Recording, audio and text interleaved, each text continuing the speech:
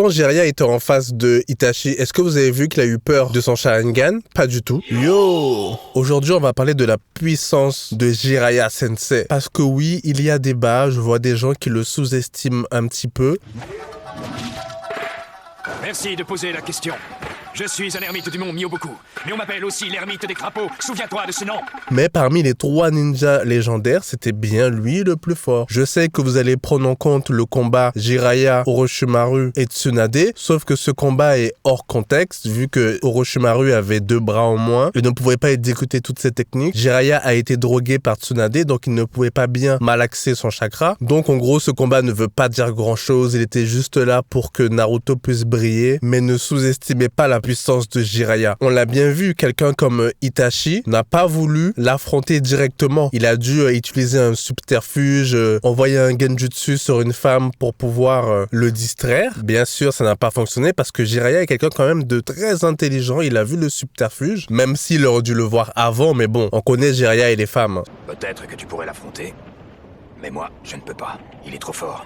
Si on l'affronte de face, on risque fort de se faire tuer. Même si on gagne, on n'y survivrait pas.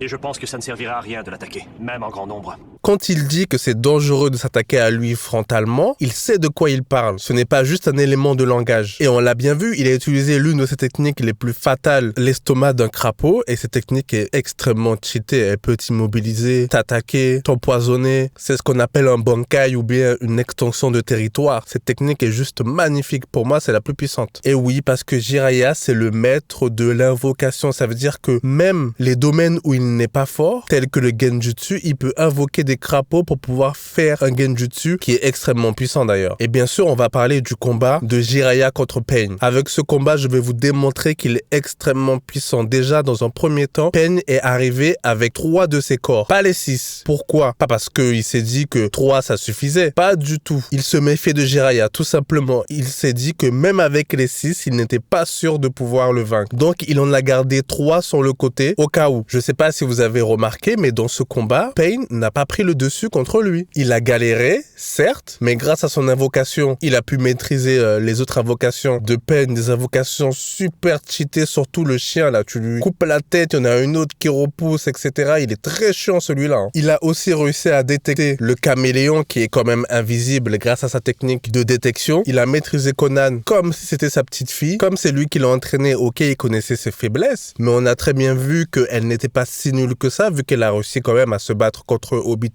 Même si elle s'était préparée, elle a quand même pu mener un combat honorable, alors que contre Jiraiya, ça a duré 1 seconde. Il lui a craché dessus carrément. Une humiliation. Et à partir du moment où il a activé son mode ermite, il était carrément au-dessus. Il a démonté les peignes comme jamais. Il est très faible en genjutsu, mais grâce à ses invocations, il est extrêmement fort en genjutsu en réalité, parce que les genjutsu basés sur le son, c'est super puissant car tu peux prendre plusieurs personnes en même temps. Et je suis sûr que si il y avait les 6 peignes et qu'il réussissait à se mettre en mode ermite et à faire son genjutsu, il pouvait prendre les 6. Et game over pour Pain, je vous le dis. Mais malheureusement, il a baissé sa garde parce qu'il pensait les avoir vaincus justement. Ensuite, il les a scellés. Il est aussi très fort en technique de scellement. Jiraiya, il est extrêmement complet. Hein. Vous vous rendez pas compte. Hein. Battre les 3 peignes plus Conan, c'est extrêmement fort. On l'a bien vu que Kakashi a galéré. Il est même mort, pour vous dire. Pain a attaqué le village de Konoha avec les 6 sans pression, sans préparation. Il est arrivé et il a monté en l'air tout le village de Konoha. Je sais pas si vous vous rendez compte. Il a carrément détruit. Il est arrivé alors que le Hokage était sur place. C'est un manque de respect extraordinaire pour Tsunade. Je sais, vous allez me dire que Konohamaru a réussi à en éliminer un. Il a eu de la malice, un peu de chance. C'était aussi pour le faire briller. Et c'était pas non plus le plus fort des peignes. Donc bon, même si Donzo n'est pas intervenu, ce chien de la casse là, ton village il se fait attaquer, même pas t'envoies tes hommes, c'est abusé. Un gars qui est censé aimer le village, hein. Comme quoi ses ambitions passaient avant pour devenir Hokage. Du coup, Pain a utilisé la seule manière de battre un Jiraiya en pleine forme, c'est de le prendre par surprise. Il a baissé sa garde, il a perdu un bras et à partir de là, c'est compliqué. Quand tu perds un bras, tu peux plus exécuter tes jutsu aussi facilement, en tout cas les jutsu les plus puissants. Il a perdu énormément de sang, donc à partir de là, on savait très bien que ça allait mal se passer. Mais même même malgré ça, malgré qu'il a un bras en moins, qu'il a perdu beaucoup de sang, il a quand même pu gérer les 6 peignes, il a attrapé un corps et il l'a capturé. Il pouvait même s'enfuir s'il voulait, c'est une dinguerie. Hein. Mais bon, depuis le début, c'est sûr qu'il allait se sacrifier. Mais c'est pour vous dire la puissance, même un Orochimaru s'est fait dégommer par le corps de peigne principal, celui qui a la répulsion céleste. C'est là qu'on voit qu'en vérité, Orochimaru était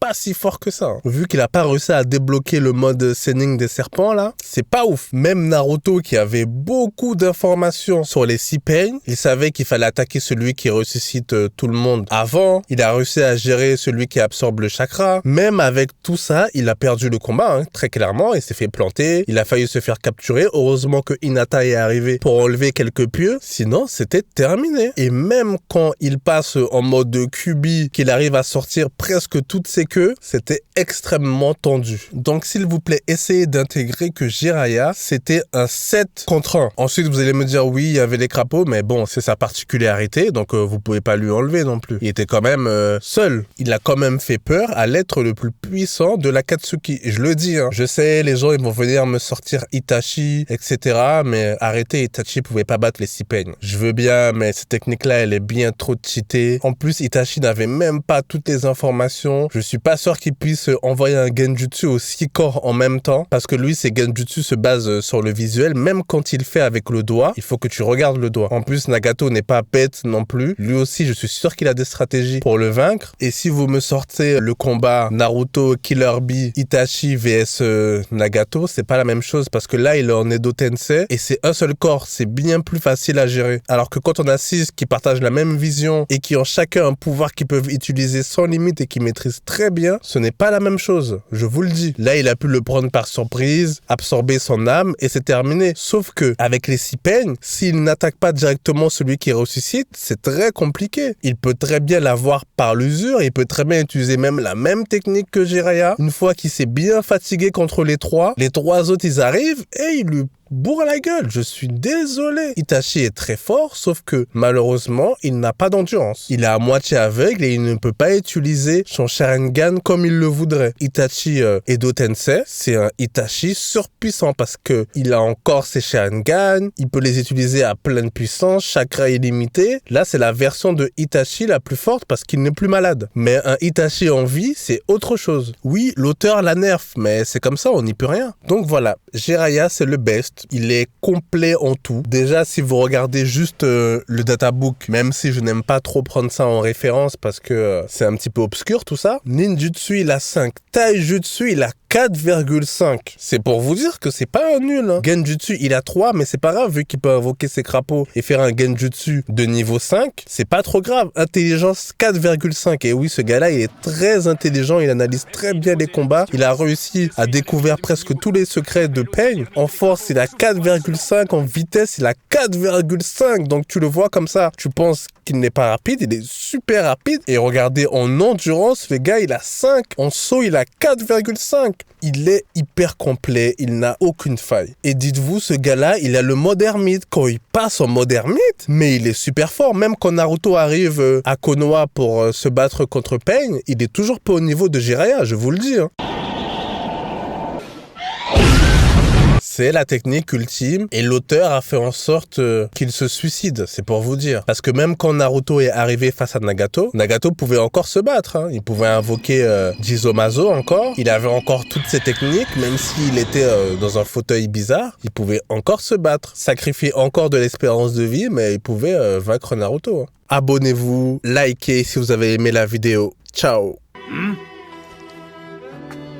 Kakashi aussi alors.